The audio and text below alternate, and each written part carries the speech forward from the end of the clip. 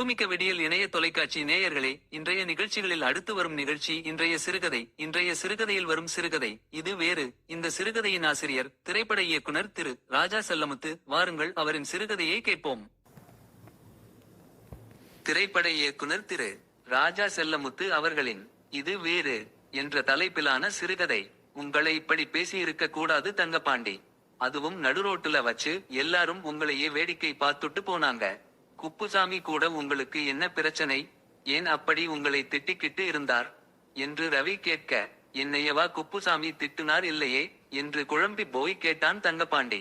அதாங்க நேத்து உங்கள ரோட்ல வச்சு திட்டிக்கிட்டு இருந்தாரே குப்புசாமி, அதத்தான் சொல்றேன் என்று ரவி மறுபடியும் சொல்ல, இல்ல அவர் என்ன திட்டலையே என்று தங்கப்பாண்டி யோசித்து சொன்னான்.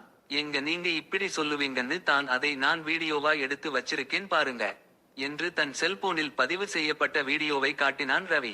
ஓ இதுவா என்று அந்த வீடியோவை பார்த்த தங்கப்பாண்டி கடகடவென சிரித்தான். இது உண்மை தானே, இத பார்த்துட்டு ஏன் இவ்வளவு சிரிக்கிறீங்க என்று ரவி சொல்ல, இத நினைச்சு நான் சிரிக்காம வேற என்ன பண்றது, குப்புசாமி ஒரு மாதிரியான ஆளு தான். அவர் கூட பேசுனா இந்த மாதிரி தான் ஏதாவது பிரச்சனை வந்து சேருது.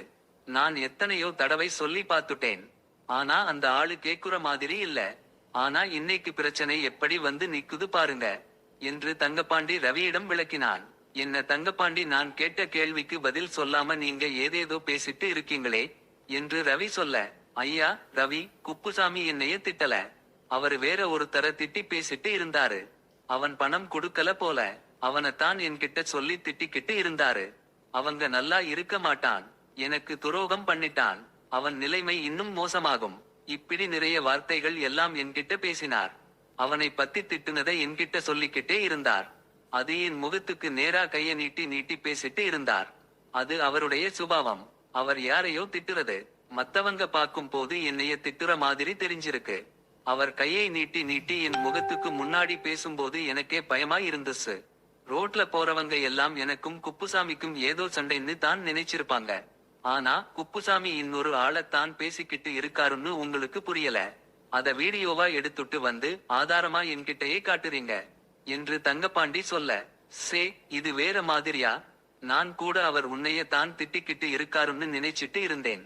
இனிமே அவர்கிட்ட பேசும் போது எதுக்கும் கொஞ்சம் தள்ளி நின்னே பேசு, இல்ல பாக்குறவன் உன்னைய தப்பா நினைக்க போறான் என்று ரவி தங்கப்பாண்டியிடம் சொல்ல, ஆமா ரவி, நீ சொல்றது சரிதான்.